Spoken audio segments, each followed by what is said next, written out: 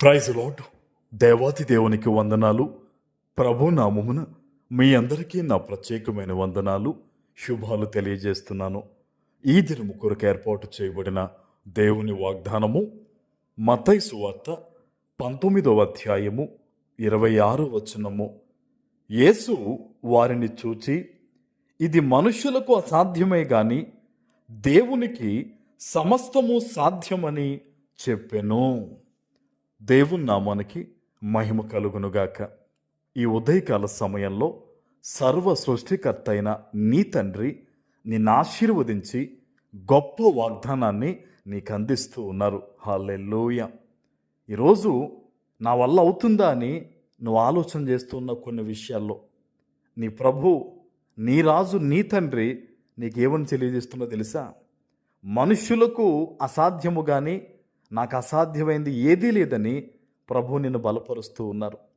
ఏదైతే ఒక ఉద్యోగ సంబంధమైన, వ్యాపార సంబంధమైన, శుభకార్య విషయంలో, ప్రయాణ విషయంలో ఇదిగో నువ్వు ఆలోచన చేస్తూ ఉన్నావో, ప్రార్థన చేసుకుని దేవుని మీద ఆ భారాన్ని మోపి నీ రోజు నువ్వు ముందడుగు వెయ్యి నువ్వు గొప్ప సక్సెస్ అనేది ఈరోజు నీ జీవితంలో చూడబోతూ ఉన్నావు. ఆమెన్. ఎందుకంటే నీకు మాట ఇచ్చిన వాడు మనుష్యుడు కాదు, సర్వ సృష్టికర్త అయిన దేవుడు. ఆయన అంటున్నాడు, నీకు అసాధ్యం అవ్వచ్చు కానీ ఇదిగో నాకు అసాధ్యము కాదు, ఆ కార్యమును నేను నెరవేరుస్తానని ఈరోజు దేవుడు నీకు వాగ్దానం ఇస్తున్నారు. ప్రార్థనాపూర్వకంగా నీ పనిని ఈరోజు ప్రారంభించు. ముఖ్యంగా తెల్లవారుజామును లేచి ప్రార్థన చేయి, దేవుని సన్నిధిలో మోకరించు. చాలా గొప్ప విజయాలు అనేది నీ జీవితంలో నువ్వు పొందుకుంటావు.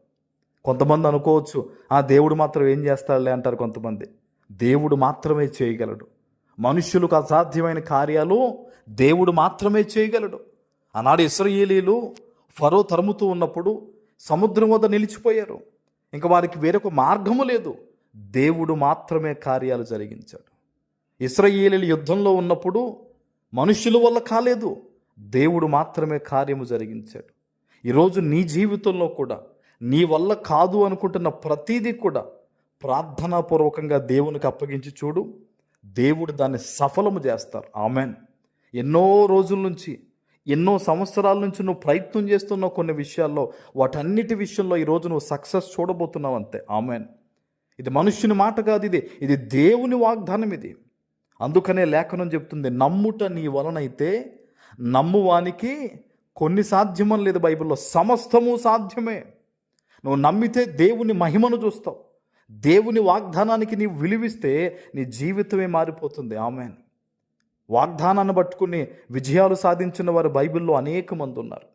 ఈరోజు నీ జీవితంలో కూడా నీ కుటుంబం కోసం నువ్వు ప్రార్థన చేస్తున్నావా? ఎగ్జామ్స్ గురించి ప్రార్థిస్తున్నావా? నీ బిడ్డల భవిష్యత్తు గురించి ప్రార్థిస్తున్నావా? ప్రయాణాల కోసమా? దేవుడు చెప్తున్నాడు, నేను నీకు తోడై ఉండి నిన్ను నేను చేయి పట్టుకుని సఫలపరుస్తానని మార్గాలన్నిటినీ. ఆమెన్. ఇది దేవుని మాట. ఇది ప్రార్థన చేయి, బలమైన ప్రార్థన చేయి. దేవుని సన్నిధిలో ప్రార్థనకు ఇంత చేశాను అంత చేశానో కాదు, మనస్ఫూర్తిగా ప్రార్థన చేయి.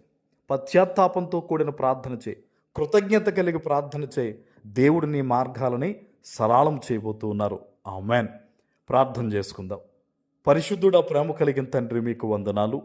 ఈ ఉదయకాల సమయంలో మీరిచ్చిన ఈ గొప్ప వాగ్దానము ఈ ప్రార్థనలో ఏకీభవిస్తున్న ప్రతి బిడ్డ జీవితంలో కూడా నెరవేర్చి స్థిరపరచమని యేసు నామమున ప్రార్థిస్తున్నాను తండ్రి. ఆమెన్.